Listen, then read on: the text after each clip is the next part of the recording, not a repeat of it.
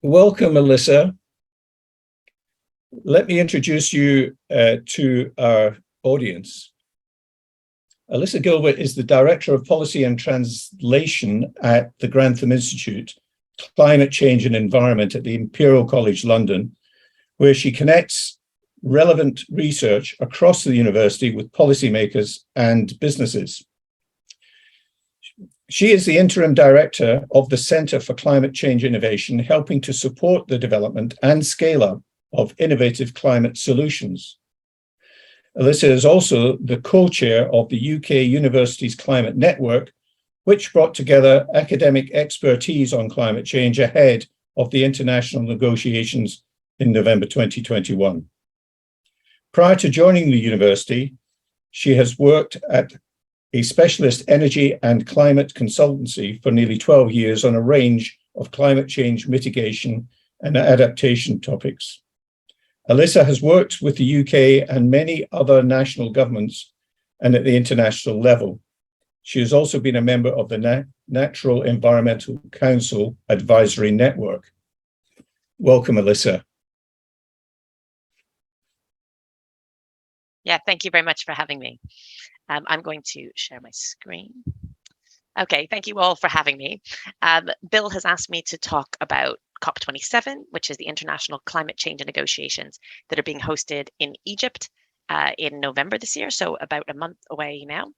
And he told me a little bit about the collective. And so from what I understand, this is a collective global, but with a lot of base in the UK of people working in sort of small, medium-sized, or sometimes a bit larger businesses with an interest in what you can do on sustainability and the Sustainable Development Goals in general, and maybe more particularly on climate change.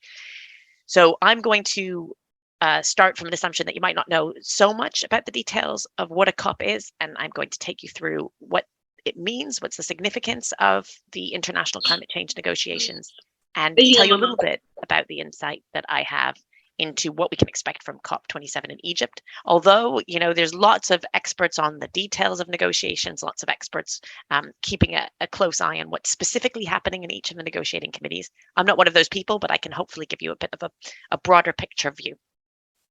So starting off by thinking a little bit about what is a COP. So actually, COP stands for Conference of the Parties. So you might say, which kind of parties? What kind of conference? Who are these people? Here I've got a picture of the United Nations Framework Convention on Climate Change. So in the early 1990s, the United Nations came together. Just go back a second. The nations of the United Nations came together, recognizing that there's a lot of environmental challenges facing the world. And at the time, there were several challenges already identified. And the kind of conversations at the United Nations level resulted in three what are called framework conventions. Those were overall agreements between the different countries of the United Nations that there were significant global challenges that actually needed to be tackled by the countries of the United Nations coming together and agreeing to do something about the problem. And the very start of agreeing to do something about climate change was, in fact, this framework convention. And it is exactly what it sounds like. It's really just the skeleton of an agreement to do something to tackle climate change. It's a recognition of the problem, but it's not actually very, very detailed outline of what specifically will be done about it. So this was agreed in about 1992, and that set up the United Nations framework on climate change. Well, once you have a framework convention under the United Nations, then you start meeting in the group of people who are actually parties to the convention. So the people who signed that convention are the parties. And then the meetings you have after that are called the Conference of the Parties. So you can have a Conference of the Parties to a convention once it's signed. So it took a bit of time for it to be signed. And then you started having a COP. So when you hear the number COP27, what you should notice is this is the 27th time that the parties to this agreement have got together. Now that can give you a kind of sense of positive energy in some ways. That means that actually countries all around the world have come together over, nearly 30 years, 27 times to discuss this challenge. But it could also make you feel a little bit despondent because you can continue to have meetings year upon year, and that doesn't necessarily mean that you're making progress or delivering the change that you're trying to see. So that's basically what a COP is. Now, over the period of time, and I could show you a detailed timeline of what's happened since the United Nations Framework Convention on Climate Change has been signed. But what's happened is that since that time and at those meetings, often specific decisions or agreements are made that sometimes they're referred to as protocols. And these are agreements that put detail on the bones of the Framework Convention. So some of those details are more famous than others. So, for example, in 1997, there was an agreement that was quite detailed as part of the United Nations Framework Convention on Climate Change called the Kyoto Protocol. And the Kyoto Protocol included, importantly, actual measurable targets that were set for specific countries, at that time just the developed countries, to reduce their greenhouse gas emissions based on a given baseline, usually around 1990 levels. This is really, really significant because then you move from having a framework convention that sort of generally agrees that we ought to do something about climate change to a situation where countries around the world have agreed that they now need to actually reduce their greenhouse gas emissions, which is really getting to the nub of the action-oriented problem. Now, that's 1997, so that's quite a long time ago now. Since that time, there's been lots of further conventions and agreements that came out of the wider conference of the parties, and that's why you might find lots of complex lots of references to kind of complex negotiation numbers or technicalities, because at each of these big conference meetings, what happens is there's sub meetings where people meet to discuss something that might be called the Kyoto Protocol, but there was a follow-on to the Kyoto Protocol because it was time limited. But there's sort of agreements that were made in Durban, and there were agreements that were made in various other cities wherever these conferences were held. And then people follow on to have discussions about, did we do that? Did we follow up on whatever we had agreed? Some of those things relate to climate finance. Some of them relate to adaptation to climate change, which is how we support different countries around the world managing and responding to and preparing for the impacts of climate change that we see increasingly happen around us. And there's a whole section and track of work on what's called capacity building and technology transfer, which is all about how countries that have know-how, both in reducing greenhouse gas emissions and managing the impacts of climate change, how do they share those effectively with different countries? And there's a small secretariat related to the Framework Convention on Climate Change who also make these different discussions happen.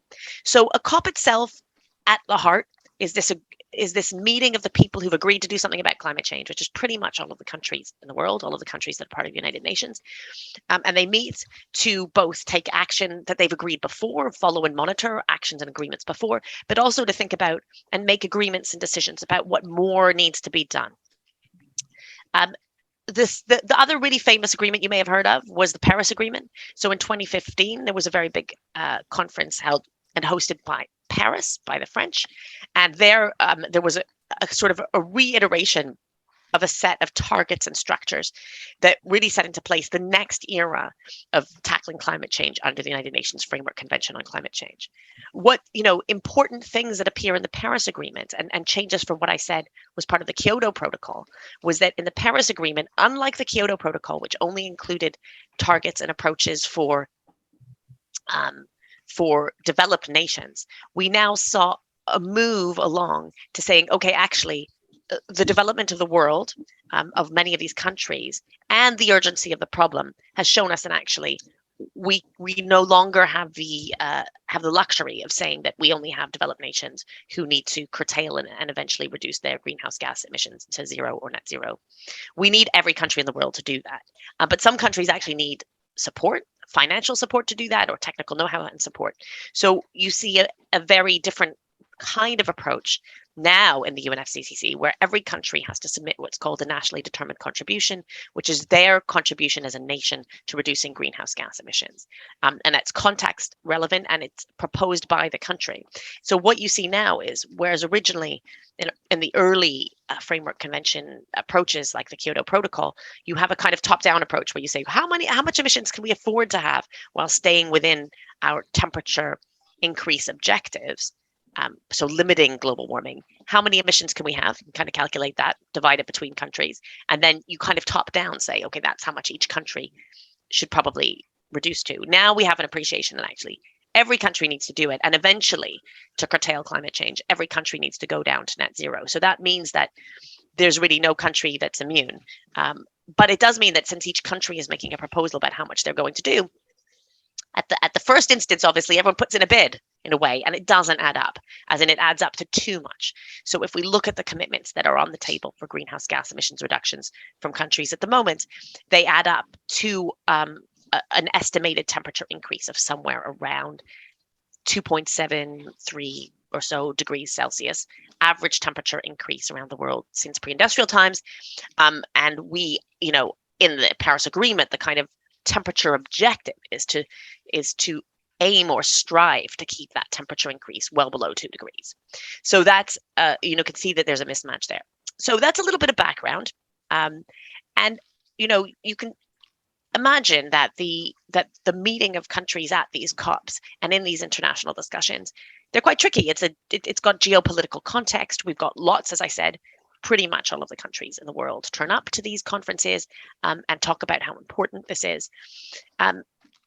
And then on the other hand, as I just said to you, a lot of the things that need to be done actually need to be done at a national level, and they need to be proposed and owned by the countries who are going to make those reductions. And in many cases, countries don't yet understand how they're going to be able, or see how they're going to be able to finance some of those investments that they need to get done. So when you're at a COP, when we look at COP27, which is the next one coming up in a month's time, why is it important? Well, I would say that it's essential because international collaboration on this issue is essential. So as with the other framework conventions I mentioned, there were three. There's one on combating desertification and one on protecting biodiversity, known as the Convention on Biological Diversity, which is happening actually in December this year, postponed from quite a while ago when it was meant to be held during the COVID years in China. So with environmental challenges of these sorts, like those three conventions show, the environment is what's known as a global commons. It's a global good. So emissions that we put into the atmosphere here in the UK have the same value in terms of causing climate change as emissions that are emitted anywhere else in the world. That means that actually collective agreement internationally that climate change is an issue and that we should be doing something about it is essential. You can't really go it alone. So it's really important that governments come together regularly, reiterate the importance of this issue that's got a clout or importance in itself, but also agree on different ways that they're going to support each other moving towards their goals. So it's quite an important part of the story of action on climate change. It's also important because governments have a responsibility. So by coming to or participating in something like the Framework Convention on Climate Change and the meetings that come in between, all of the different governments in the world are actually putting their, showing their face and saying, actually, there's stuff that we're going to do. So here's my estimate of what our country can do. But I, as someone in the government sector, I'm going to put in place policies. I'm going to make infrastructure related investments that empower people and businesses in my country to actually be able to live low carbon and resilient lives. So governments have a responsibility to do that. And, many of the things that can be done about climate change relate to things like energy, transport. There's big planning implications and other kinds of, infrastructure, some of which is often publicly owned, but not always, rail, but also infrastructure like housing, which could be privately owned, but sometimes things like building codes and so on all relate to how countries and citizens can deliver on climate change. So part of why COP is important is because it reminds governments that it's important, and it pushes them into a position to say something about it and think about what it means for them in their role as legislators and leaders. Now, governments have a role hand in hand with that of businesses like yourselves and also individual citizens. You need all three of those things. Quite often people will ask me or other people in my field, what's more important, or what should come first, business or government or people? And you need all three. They need to happen kind of in lockstep with each other. But these kind of international conferences give the opportunity for businesses to make governments particularly to make a big statement about leadership and think about what they should be doing. And one thing I would just say, though, is that these are complicated international geopolitical negotiations and discussions. And so dialogue and progress in those settings is really important. And some of these major decisions that have been made, like at the Paris Agreement and major objectives, have been absolutely vital to also lighting the fire beneath businesses about making change, and providing some kind of certainty about the direction of policy that enables new creative, innovative businesses or existing incumbents to change their strategies and approaches. So these kind of things are necessary, but they're actually not sufficient, because there is something about geopolitical discussions and these kind of international negotiations that can be quite slow and onerous. And that means that we need to also see governments go home and, push forward the agenda with bold and interesting and innovative policies, sometimes, going beyond what might have been agreed internationally. So the Egyptian presidency. So for each COP meeting, and I've explained to you a little bit about what a COP meeting is, a country takes on the role of being the presidency or the leader. And the importance of the presidency is that they take on actually chairing and all of the different negotiations which happen between these different parties to the conference over 2 weeks, but also they take place at interim periods leading up to the big event. So there are always a set of interim negotiations in May time around in Bonn in Germany, or hosted by Bonn, sometimes with an online dimension. So there's a lead in time, there's preparation of documents, but also the presidency can choose to share draft documents before the event, to develop relationships with lots of different countries around key issues that they want to present or make progress on. Draft papers and conversations should be happening in the lead up to COP. So the presidency has a diplomatic role that's really important. That was something that France was largely credited with doing excellently before the Paris COP, that this pre-COP diplomacy is what led to the potential for having an ambitious agreement that went beyond what actually people had really expected at COP. So the behind the scenes part is important. Setting the agenda is something that the presidency is able to do.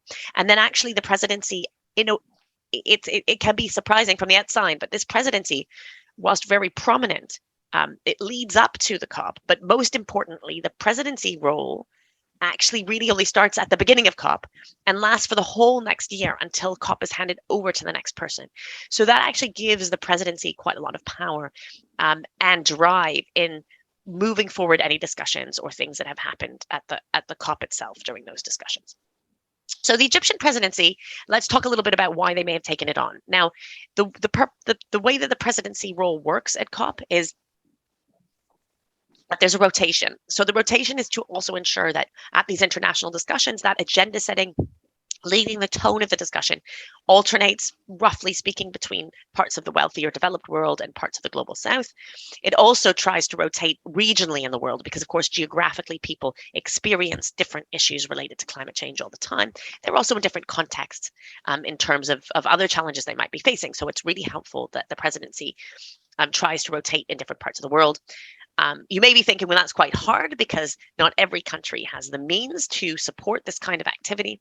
And so sometimes countries who take on the presidency are supported in their task doing so, perhaps sometimes with human resources or actual finances. Or in the case, for example, when Fiji were the presidents, actually, the event was held in Germany to reduce flying costs and time and so on of different participants.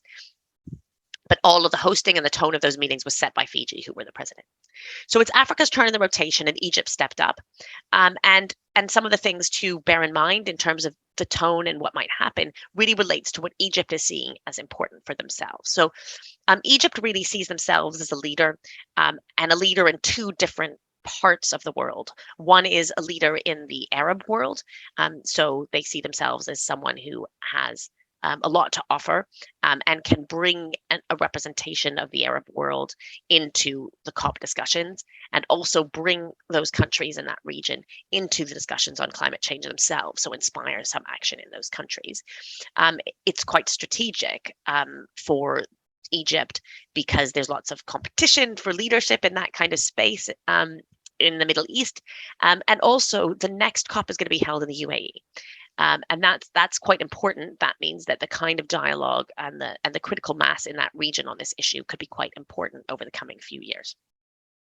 Egypt itself comes into this discussion with very specific climate impact concerns. So Egypt, and I've been speaking to some of the people who are based there, they quite clearly see and are seeing the impacts of climate change on some very important areas, most notably food security and water. Water availability is a big concern for all of the countries in that region, but it's concern that in Egypt they've seen particularly associated with climate change impacts that they're already experiencing. And that also relates quite strongly to food security. And some of this relates to sources of water and food that comes from Egypt and their agricultural sector and so on, but it also relates to their dependence on imports from different parts of the world. So this also drives the way in which they're likely to chair the discussion and the way that they see the climate change issue. This is something that is true when you speak to quite a lot of countries that are maybe more vulnerable to the impacts of climate change, where actually they come into discussion concerned about impacts first. To some extent, the green recovery might still be important in Egypt. It's taking a while for things to ramp up and recover since COVID, particularly their country that's dependent on things like tourism. And so for them, the potentially of a green recovery, investments that relate to climate change adaptation and climate change mitigation could be important to them. And Egypt is really looking for their space in the international stage. So this is a great way to do it. They're looking for their role within kind of the Arab world, but they also see themselves as a very important representative of Africa. So as I said, it's Africa's rotation. Egypt are taking this on as an African country, and they see themselves as taking the opportunity to be a voice and give the stage to many of their fellow countries in Africa. They also see this as an opportunity to showcase, so you can also expect a lot of presentation of things that Egypt or perhaps other of their partner countries are doing that they think are doing really well throughout. And that's pretty standard anyway for most presidents of COP. But you can also see them probably looking to identify interesting opportunities that can come from being the COP president. Some of the things that are happening in Egypt, there are different kinds of wheels that have been set in motion since earlier this year when they took on COP.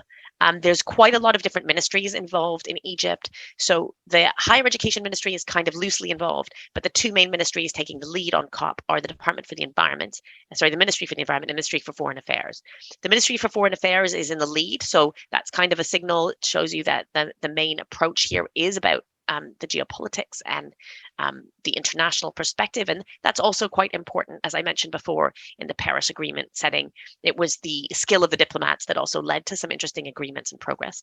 And then the Ministry for the Environment is quite involved in as well. And if you go to the Egypt COP homepage, you'll find statements from all of those ministers. They're quite prominent. And they've been speaking quite widely about upcoming COP. We've been engaging directly through Imperial and the UK Universities Climate Network, directly with different scientific communities and universities. The British Council hosted us in Cairo last week. You can see a beautiful palace in the screen there, where they hosted an event about climate change in the run-up to COP. And this was a real opportunity to share expertise between, in this case, the UK and the Egyptian academic community, talking a little bit about climate change and food security and climate change and health, directly to some senior policymakers and also with senior members of their higher education sector.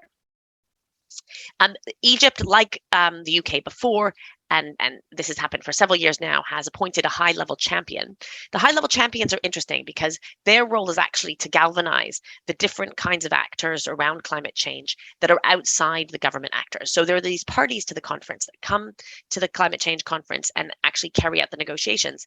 But there's lots of other people who make pledges and commit to actions on climate change. And these are really some of those business people that are really going to make a difference.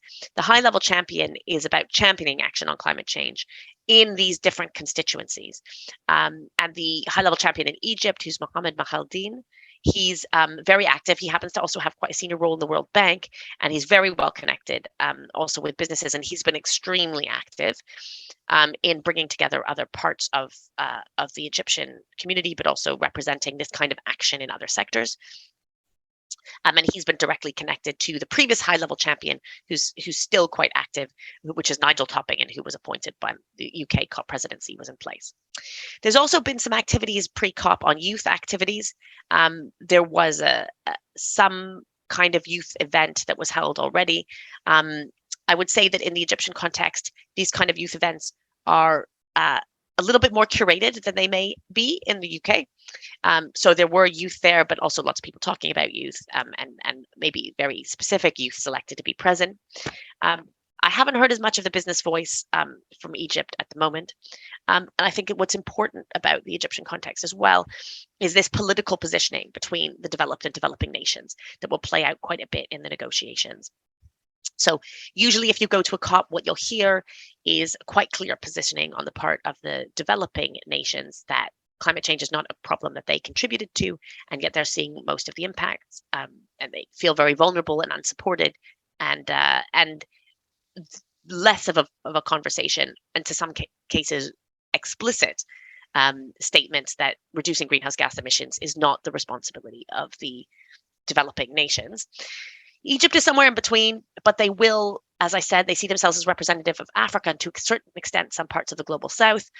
And so they will probably, this political positioning between the roles of different countries and whether they should be recipients of climate finance or donors of climate finance, whether they should be focused on managing the impacts of climate change or also reducing their greenhouse gas emissions will be quite a political issue.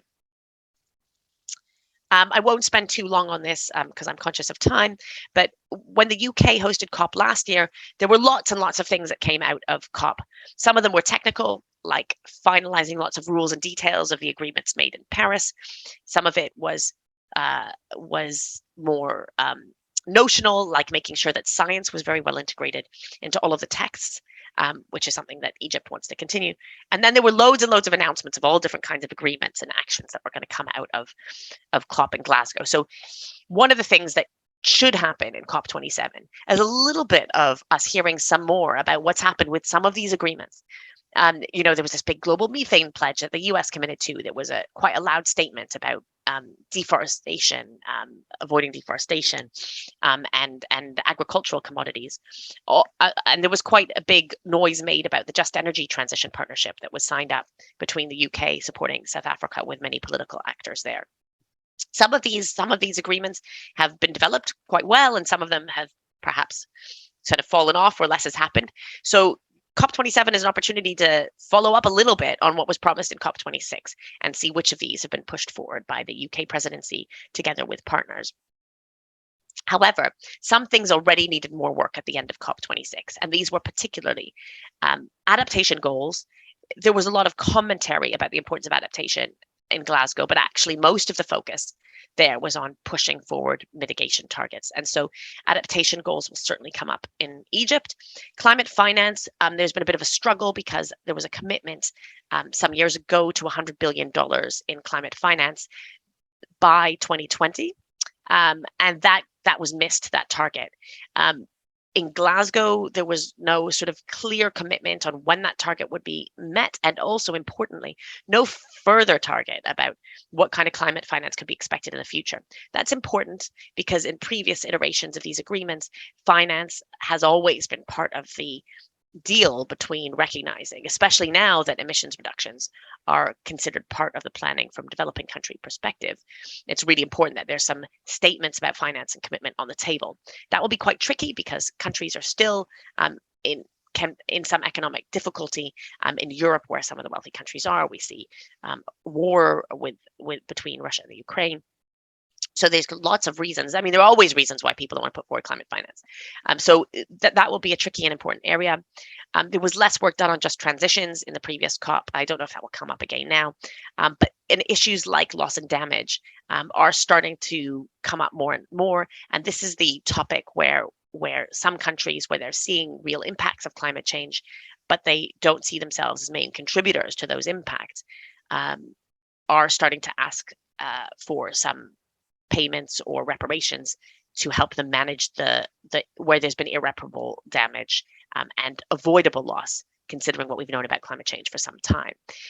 That's a very sensitive topic, obviously, because some developed countries are concerned that will open the Pandora's box in terms of funding, but it also reflects a little bit the frustration from developing nations when they say, we've been talking about climate change for 30 years.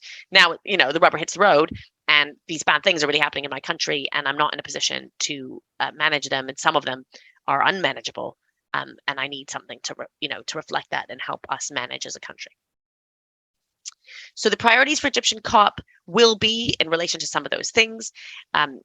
The focus in Egypt is often through a sustainable development lens, which is helpful. So looking at these issues, In Egypt, there hasn't been such a sort of focus specifically on climate change. It's actually been about sustainable development as a whole that relates to other environmental issues, but also social issues. So this sustainable development lens is actually quite useful. And we may see more of that coming into COP. As I said, they'll be really interested in securing the 100 billion finance goal and future finance commitments. And thinking about specific finance for adaptation and those adaptation measures. I've put at the end here greenhouse gas reduction goals because, as I said before, there's this positioning that's happening between the developed and developing nations about what should happen in terms of climate finance, in terms of reducing greenhouse gas emissions. However, many countries, including Egypt, continue to do quite a lot on reducing their greenhouse gas emissions because they see that this is what they want. They want better energy security. They've got lots of natural resources in the shape of sun, solar, and wind. They want to make use of those, and they recognize that that's the direction of travel they want to take. However, that the extent to which they push on the greenhouse gas emission reduction goals, which needs a continual push at this annual event, remains to be seen. I'm not going to speak for much longer, so we've got some chance for Q&A as promised. But some of the things to look out for when COP is actually happening. So there'll be all of these detailed negotiations and some of those things that I just spoke about. And some of those things will happen behind closed doors, and they'll lead to kind of quite, hopefully complex agreements and some commitments. However, what's going to happen also is that in Egypt, there's going to be a heightened interest in climate change activity. And that's one of the advantages of a roving presidency as well. We saw that in the UK, and hopefully that will kickstart interest in further action on climate change in Egypt and in the region. We can expect to see some business activities. There's the negotiating space at COP. There's also a space where lots of other businesses get together through the high-level champion or through other initiatives, talking about what business can do in parallel that help deliver on the international goals. There'll be quite a bit of discussion about carbon markets. So one of the big agreements that happened that closed off in Glasgow was the final detail of so-called Article 6, which is part of the Paris Agreement that enables some kind of market creation around emissions reductions related projects in different parts of the world. This has happened before, and the development of that market is something that's very important to many in the private sector.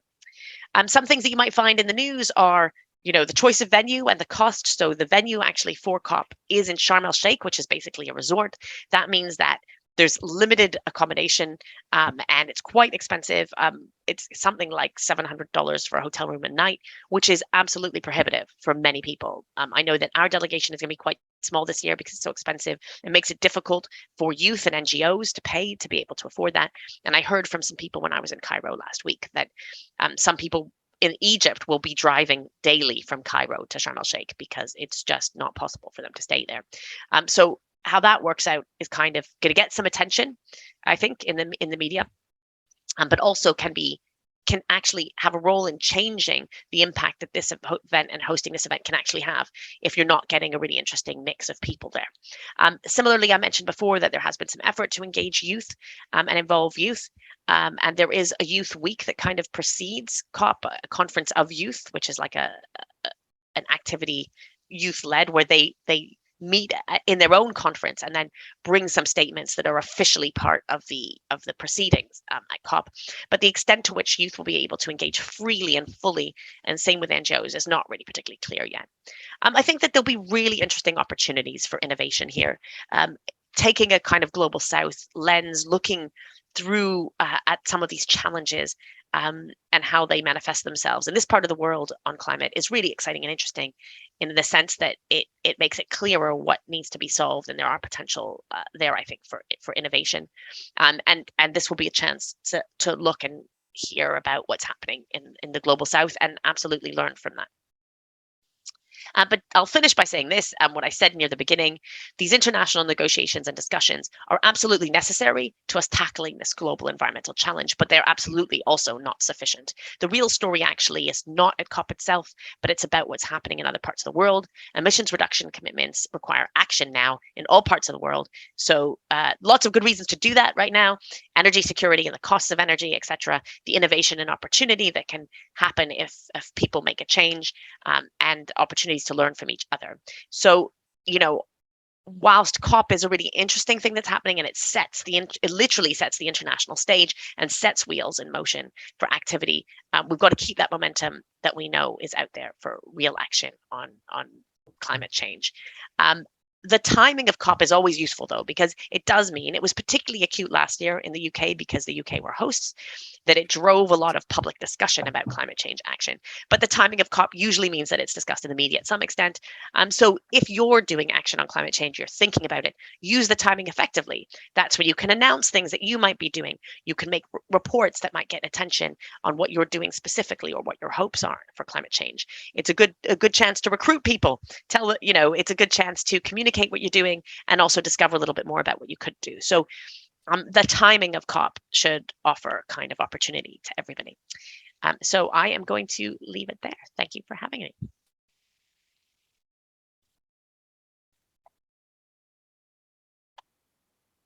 Thank you, Alyssa. That was really an excellent insight into COP27 and its predecessors, and we appreciate you spending the time to give us such a detailed presentation. So thank you. Let's see, Julia, what we have in the way of questions. Where do we start? We'll start with Andrew. He sent a question at 8:38. Okay.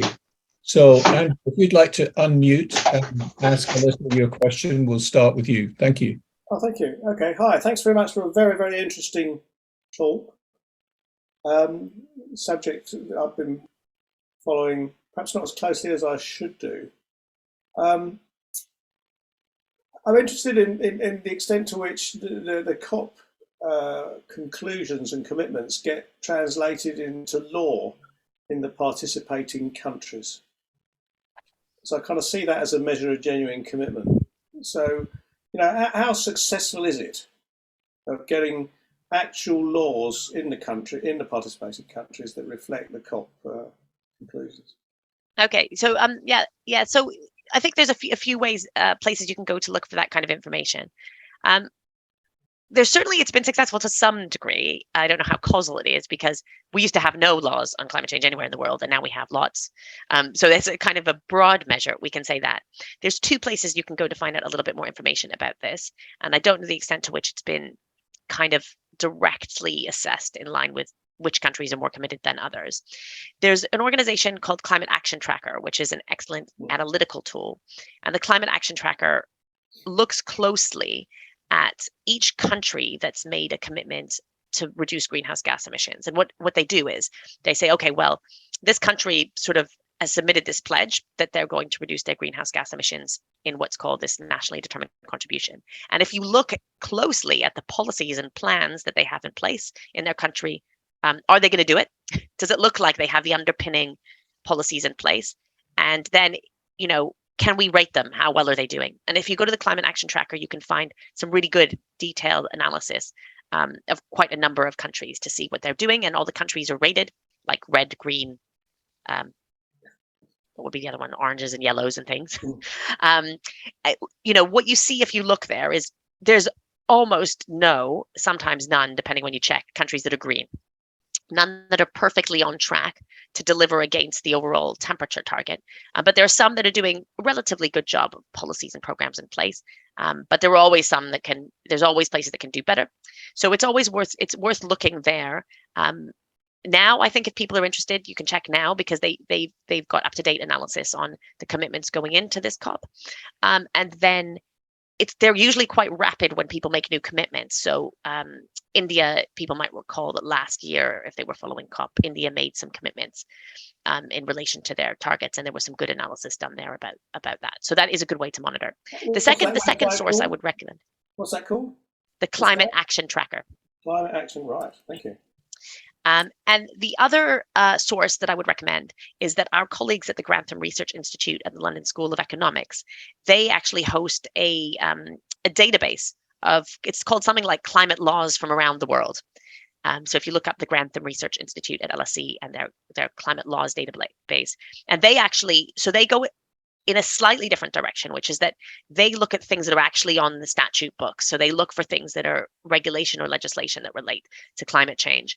That includes things that are outright a climate change bit of regulation, like the UK's Climate Change Act, which has been reinterpreted and copied in lots of different countries in the world, but also other kinds of acts that actually deliver on climate goals, like the recently agreed act in the US that might not be called a climate change act, but we know delivers a lot on climate change goals. So that's also a good place to look. And what you'll see there is a real proliferation in climate change laws. They've got some good presentations. I don't know if you can find them online, of how those laws have grown over time. So we can see that there's been an increase in those laws. That doesn't mean that they're sufficient, but I hope those two sources will help you be able to dive a little bit deeper. Thank you, Alyssa. I think the next question is from Paul Rouse. Paul, would you like to ask your question? Hi, thanks very much indeed. Hi, Alyssa, nice to see you. Thanks so much for the presentation. It's really interesting and useful. And the background of how this process works is, it helps us understand a great deal about what then goes on during the meetings, to understand that background. And it's a huge thing that all these countries actually do manage to come together and meet, and we shouldn't forget that, and we should celebrate it. So even that in itself is an achievement.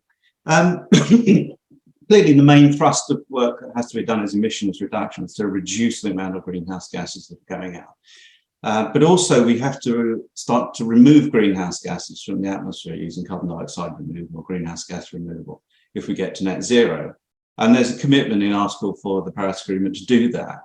At the last COP, that entire agenda was missed. It wasn't discussed formally at all, and it wasn't really discussed informally. Do you have any sense as to whether that might change in Egypt, and whether there might be informal or formal conversations around the removals agenda as well, or is it a little bit too much at this point to expect? I mean, I guess I'm not kind of up to speed precisely on that detail, I'm afraid. So I can't tell you on the basis of specific knowledge. But my guess would be I can't see it being a priority for, I can imagine there might be some people talking about it kind of behind the scenes. So there will, I think one of the things that I didn't mention was that whenever these conferences happen, there's the negotiations that are happening officially between the parties that lead to those kind of agreements. And those are really important.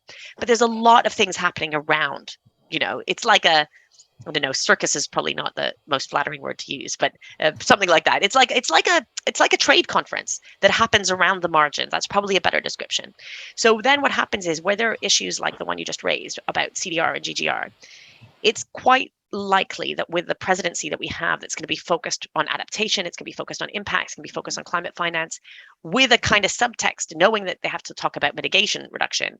That means that the issue of GGR and CDR is not really going to be something they're going to want to table, because politically it doesn't play well with the kind of other messaging that comes with it. However, it's extremely likely that there'll be other actors around who see opportunity and also recognize the essential need for GGR technology to be getting off the ground now. So I think that there'll be discussions about it, but probably not in the formal negotiations. A kind of a good, interesting parallel to this is Article 6, which I mentioned already, right? There was this provision for market mechanisms that was super important to the private sector. And it's taken until, last year at COP, a number of years after Paris in 2015, for the rule book to be finalized on that. And I think we're just seeing the same kind of delay. There needs to be a bit, a push and leadership from a country that cares about this for it to happen. It's not impossible for that to maybe happen at UAE, but I think there'll then be some skepticism about why people are doing it, because the moral hazard of saying, well, we recognize we need emissions reduction first and then greenhouse gas removal. If it's led by kind of a country in the Middle East that's very oil and gas dependent, people might feel skeptical. But I wouldn't expect great things from the official negotiations on it, I'm afraid. Thank you very much for your question. Thank you. David Powell, would you like to ask your question?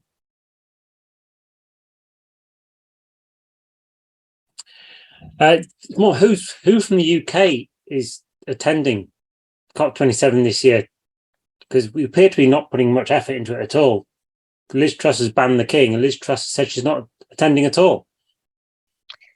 Yeah, so this is really not good. I totally agree with your kind of comment. These are we would have hoped that someone like that would have been going. Both of those people, actually. I mean, I can't really speak on behalf of whether the King should go or not. I mean, obviously he's just lost his mother, so it's not really the best time to have to give global representation. But you would hope that even in the absence of that head of state, You'd expect that maybe Prince William would go, and there is actually, it was said yesterday, I think, that no one expects him to go. I think it's really poor show of leadership by the UK, particularly as we are actually the COP presidents. So right now, as I kind of said, technically you remain the COP president until you usher in the next president in November. So it's really pretty poor that it doesn't seem like Liz Truss will be going.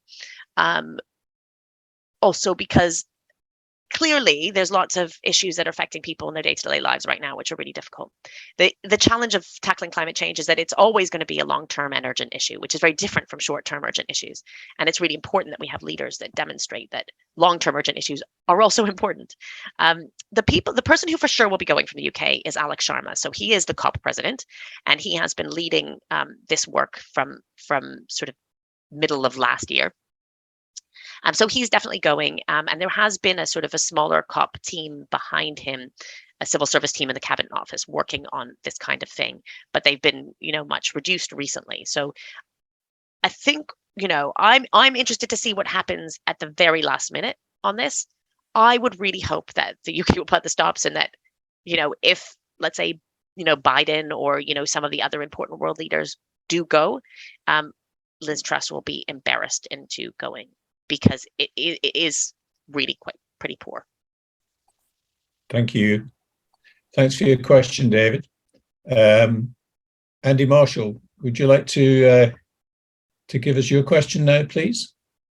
Yes, thank you, Alyssa, for a brilliant summary of the COP27. The one thing that concerns me the most is probably, is Egypt and its human rights record the right place to be holding a COP at all? Yeah, I mean, it's I don't know. I'm for sure not a human rights expert. So yeah, I can't really kind of comment on how these decisions are made about different places that host COP. I guess it's a challenge to find. It's often a challenge to find or decide how you get this kind of diversity of different locations. Like I said, who are the places that can make sure that we do move the presidency around and it's not just stuck with the usual suspects, because that's also not very productive. And how do we manage it in countries where we think the human rights record isn't up to scratch? So yeah, it's not something I feel kind of sufficiently able to comment on, really. I would say that I guess where it relates directly, so there are some issues that I've kind of alluded to that people are concerned about in terms of the voices of a wide range of people, youth engagement, NGO participation. I think in the practical terms of what comes out of these particular processes and how they're run, I think those are the things that people might be, quite focused on. Yeah, well, hopefully by holding COP27 there, it will start to change things for Egypt, and they'll start to sort of back up their ideas on how to treat people. Yeah, I mean, I think it's interesting because I was in Cairo last week, and one of the things that is interesting is that I had a sense that people feel, and I was told, more able than they did in the past to talk quite openly about political issues. People were talking to me very publicly about how they felt about different things in politics. So I think there may already be progress happening. So I think it is helpful to open countries up to the world. Thank you. Thanks, Andy. Anna, you obviously commented about the fact that Liz Truss apparently isn't going at the moment. Do you have a specific question you'd like to ask Alyssa? Further down, Bill, I was just wondering if regenerative agriculture was on the table for discussion at all in Egypt. Do you know? I think it'd be quite a good proposal for them to discuss. Yeah, so I'm not completely on top of all of the different details of the things that are being discussed, unfortunately. But my understanding is there has been a lot of discussion about this particular, agriculture in general, food security is something that is being discussed. I don't know whether it will be formally tabled, but I know because I've been kind of in contact with the scientific community there, that they're kind of really interested in holding several different side events, at least on different aspects of science. And I think that food security is very likely to be one of them. And probably there'll be some sessions focused on agriculture. So even if it's not in the main sessions, there'll certainly be opportunity to discuss these issues. And I think, as I said, it's an opportunity to really discuss innovative solutions to challenges that are really prevalent in that part of the world. So if you do have information on that, I would kind of look for outlets or communicate about those things, try and share them with people around that time, because I think they will be received and paid attention to. Fantastic. Thank you. Thanks, Anna. CJR, would you like to ask a question? Maybe not. Okay, I'll move on. Hi, morning. Can you hear me? Yes, we can. Hi, I'm sorry to sound so rushed. It's just that I'm in South Africa and we scheduled for power cuts. So it's scheduled at 10, but just quickly looking at COP26, being someone that is a climate change activist and obviously lives that lifestyle, the plant-based diet would have been a good starting point, well, for last year and for this year, I'm hoping that could be something on the table. I know you have no control over it, but just something that comes to mind when we speak of climate change, especially when we know the impact of agriculture and farming. So just something that I'm hoping to see for this year. Yeah, I mean, it was really nice. I mean, to see like the actual menu at COP26 really take into account this issue. I've been talking to some people in Egypt also, particularly about this climate change and food security issue, and I think one of the interesting things is we focus a lot on plant-based diets in certain parts of the world. I think in Egypt, one of their real concerns is nutrition and the quality of nutrition, and how that gets degraded once you're seeing kind of climate impacts. And so actually there's a balance between kind of nutritional value and also these other decisions, which I'm sure is something you're conscious of as well. So I think I wonder, I'll be interested to see if they do something with the menus that they have, recognizing that they have, they see this issue for their own population as quite a stark and important one. No, I definitely agree with you. There is the nutritional value that needs to be weighed up against food security. It's just that I just think for a country where, well, most countries where on the African continent, where vegetables form such a large part of the diet, also from an economic point of view, it would be nice to see that being shared and taken to another level so that delegates attending would be able to see how they showcase that as well. So just from a plant-based perspective, but interesting to see. I really, really thank you guys. I feel like I'm going to be cut up at any second, but thank you for this. I really appreciate it. Thanks very much indeed, CJR. Nice to hear from you. I'd just like to say thank you very much indeed, Alyssa. I personally found your talk absolutely fascinating, and the detail that you gave really gives me a different perspective of all of these COP activities. So thank you again. And we'll see you all in the future, I hope. But thank you very much indeed.